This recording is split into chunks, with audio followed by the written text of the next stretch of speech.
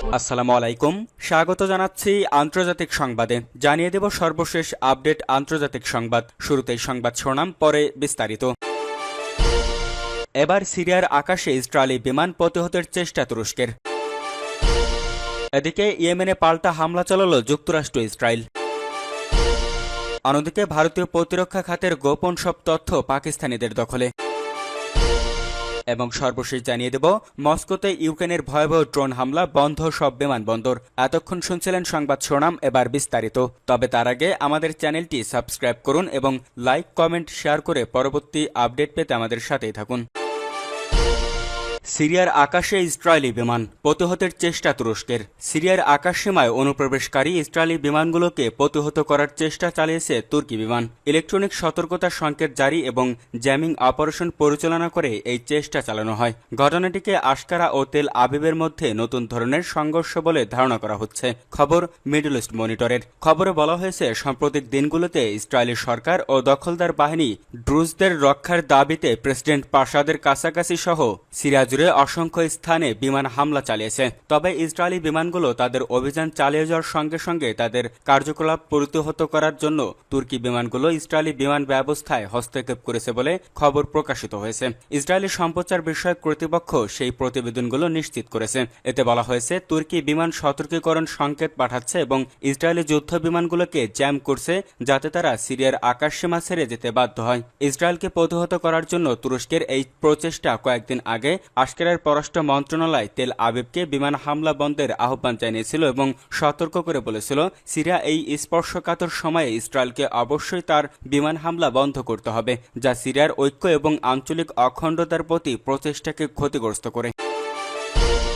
ইয়েমেনে পাল্টা হামলা চালালো যুক্তরাষ্ট্র ইসরায়েল। গুরুত্বপূর্ণ বিমানবন্দরে মিসাইল হামলার জেরে এবার 20টি যুদ্ধ বিমান দিয়ে ইয়েমেনে হামলা চালালো যুক্তরাষ্ট্র ও ইসরায়েল। দেশটির হুতি নিয়ন্ত্রিত হুদেইদা বন্দরে কয়েক দফায় চালানো হয় এই হামলা। সোমবার 5 মে রাতে সামাজিক যোগাযোগ মাধ্যম এক্সট্রা এক পোস্টে এই হামলার বিষয়টি নিশ্চিত করেছে ইসরায়েলি সেনাবাহিনী। এতে বলা হয়েছে, ইসরায়েলে হামলা চালানোর পাল্টা পদক্ষেপ হিসেবে হুতি নিয়ন্ত্রিত অঞ্চলে হামলা চালানো হয়েছে।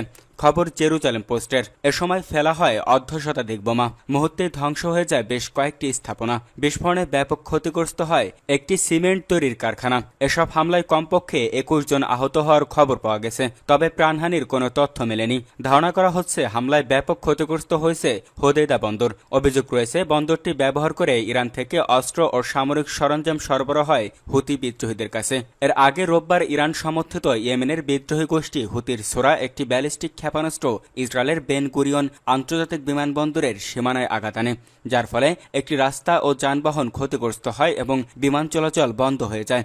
এই ক্ষেপণাস্ত্র হামলায় 8 জন আহত হয়েছে বলে জানিয়েছে প্যারামেডিকেরা। ইসরায়েলি সংবাদ মাধ্যম জানিয়েছে, যুক্তরাষ্ট্রের নির্মিত উন্নত থার্ড সিস্টেম ও তেল আবিবের দূরপাল্লার অ্যারো প্রতিরক্ষা ব্যবস্থা ক্ষেপণাস্ত্রটি ভূপাতিত করতে ব্যর্থ হয়েছে। হুতির সামরিক মুখপাত্র ব্রিগেডিয়ার জেনারেল ইয়াহিয়া সারি টেলিগ্রামে পোস্ট করেছেন, গাজা উপত্যকায় হামাসের বিরুদ্ধে তাদের অভিযান সম্প্রসারণের প্রতিক্রিয়ায় এই ক্ষেপণাস্ত্র হামলা চালানো হয়েছে। সারি আরও বলেছেন, ইয়েমেন ভিত্তিক সন্ত্রাসী সংগঠনটি ইসরায়েলি বিমানবন্দরগুলোকে লক্ষ্যবস্তু করার তাদের পরিকল্পনাকে বিবেচনা করার জন্য সমস্ত আন্তর্জাতিক বিমান সংস্থাগুলিকে আহ্বান জানিয়েছে এবং বিমান সংস্থাগুলোকে তাদের বিমান এবং তাদের এজেন্টদের নিরাপত্তা রক্ষার জন্য শত্রু বিমানগুলিতে সমস্ত সময়সূচি ফ্লাইট বাতিলের সুপারিশ করেছে। এদিকে এই হামলার প্রতিক্রিয়ায় সামাজিক যোগাযোগ মাধ্যমে ইসরায়েলি প্রধানমন্ত্রী বেনিয়ামিন নেতানিয়াহু লেখেন, হুতিদের আক্রমণ শেষ পর্যন্ত ইরান থেকে এসেছে। তিনি লেখেন, ইরানি টেটর মাস্টারদের বিরুদ্ধে বিমানবন্দরে হুতি হামলার জবাব নির্দিষ্ট সময়ে ও স্থানে দেবে ইসরায়েল। ভারতীয় প্রতিরক্ষা খাতের গোপন সব তথ্য পাকিস্তানিদের দখলে। জম্মু কাশ্মীরে ভয়াবহ সন্ত্রাসী হামলার পর ভারত ও পাকিস্তানের মধ্যে উত্তেজনা কার্যত চরমে পৌঁছেছে। এর মধ্যেই ভারতীয় প্রতিরক্ষা খাতে ব্যাপক সাইবার হামলা চালিয়েছে পাকিস্তান ভিত্তিক হ্যাকাররা। সম্প্রতি ভারতীয় প্রতিরক্ষা মন্ত্রণালয়ের অধীন একাধিক গুরুত্বপূর্ণ ওয়েবসাইটে হ্যাকিংয়ের ঘটনা সামনে এসেছে। এতে অত্যন্ত গুরুত্বপূর্ণ ও গোপন সব তথ্য ফাঁসের সংখ্যা দেখা দিয়েছে। ভারতীয় প্রতিরক্ষা মন্ত্রণালয় সূত্রে জানা গেছে, পাকিস্তানি হ্যাকারদের একটি গোষ্ঠী গোষ্ঠী পাকিস্তান সাইবার ফোর্স ভারতের একাধিক প্রতিরক্ষা প্রতিষ্ঠানের ওয়েবসাইট হ্যাক করেছে।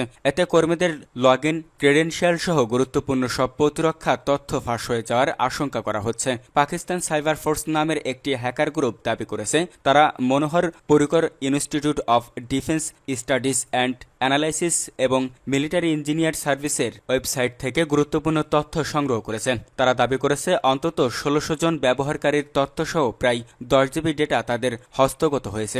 এছাড়া হ্যাকাররা আমাড ভেহিকল নিগম লিমিটেড নামক প্রতিরক্ষা মন্ত্রণালয়ের একটি সংস্থার ওয়েবসাইটেও হ্যাকের চেষ্টা চালায় এবং সেটি আপাতত অফলাইনে রাখা হয়েছে। সাইটের এক স্ক্রিনশটে দেখা গেছে একটি ভারতীয় ট্যাঙ্কের ছবি সরিয়ে সেখানে একটি পাকিস্তানি ট্যাঙ্ক বসানো হয়েছে। আরেকটি ছবিতে ভারতীয় প্রতিরক্ষা কর্মীদের নামের তালিকা প্রকাশ করে লেখা হয়েছে হ্যাকড। তোমাদের নিরাপত্তা এক অলীক কল্পনা। এমইএস ডেটা এখন আমাদের দখলে। এই ঘটনার পর থেকেই নয়াদিল্লির প্রতিরক্ষা এবং স্বরাষ্ট্র মন্ত্রণালয়ের অধীন সাইবার নিরাপত্তা বিশেষজ্ঞরা সতর্ক অবস্থানে রয়েছে। পুরো সাইবার পরিসরে নজরদারি বাড়ানো হয়েছে এবং সম্ভাব্য রাষ্ট্রীয় পৃষ্ঠপোষকতা পাওয়া হ্যাকারদের হামলা ঠেকাতে জোরদার প্রস্তুতি নেওয়া হয়েছে। এই সাইবার হামলার ঘটনার পেছনে সাম্প্রতিক পহেলগাম সন্ত্রাসী হামলার প্রেক্ষাপট উঠে এসেছে। ওই হামলায় ২৫ জন পর্যটক এবং একজন কাশ্মীরি নিহত হন। হামলার পর ভারত পাকিস্তানে দায়ী করেছে এবং ইসলামাবাদের বিরুদ্ধে কূটনৈতিকভাবে কড়া অবস্থান নিয়েছে। অন্যদিকে পাকিস্তান ভারতের অভিযোগ অস্বীকার করেছে এবং প্রমাণ দাবি করেছে। উত্তেজনাকর এই পরিস্থিতিতে ভারতীয় সাইবার নিরাপত্তা ব্যবস্থা আরও জোরদার করা ছাড়া আর কোনো বিকল্প নেই বলে মত দিয়েছে বিশ্লেষকেরা। তাদের মতে আগামী দিনে প্রতিরক্ষা খাতে প্রযুক্তি নির্ভর হামলা আরও বাড়াতে পারে, তাই এখনই সতর্ক হওয়া জরুরি। মস্কোতে ইউক্রেনের ভয়াবহ ড্রোন হামলা, বন্ধ সব বিমানবন্দর। রাশিয়ার মস্কোতে ভয়াবহ ড্রোন হামলা চালিয়েছে ইউক্রেনীয় বাহিনী।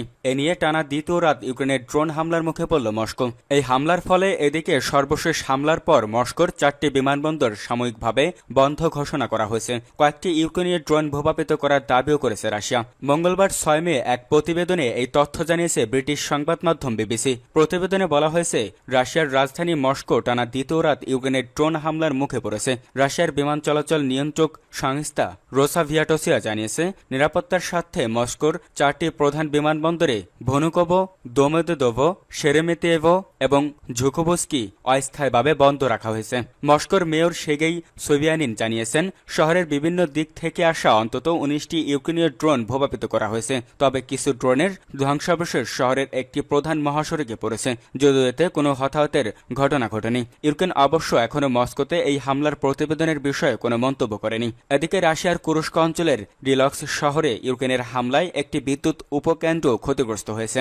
রুশ কর্মকর্তারা জানিয়েছেন এই হামলায় 2 কিশোর আহত হয়েছেন এবং শহরের কিছু অংশে বিদ্যুৎ বিচ্ছিন্ন হয়েছে।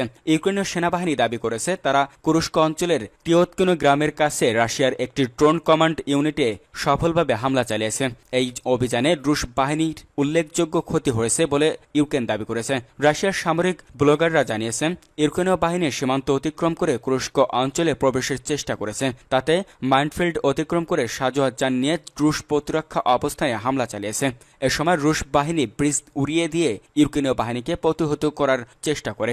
এ হামলার পর ইউক্রেনের সীমান্তবর্তী শ্রমী অঞ্চলের স্থানীয় কর্তৃপক্ষ 2টি বসতি থেকে বাসিন্দাদের সরিয়ে নেওয়ার নির্দেশ দিয়েছে। এই পদক্ষেপটি রাশিয়ার সম্ভাব্য পাল্টা হামলার আশঙ্কায় নেওয়া হয়েছে বলে ধারণা করা হচ্ছে।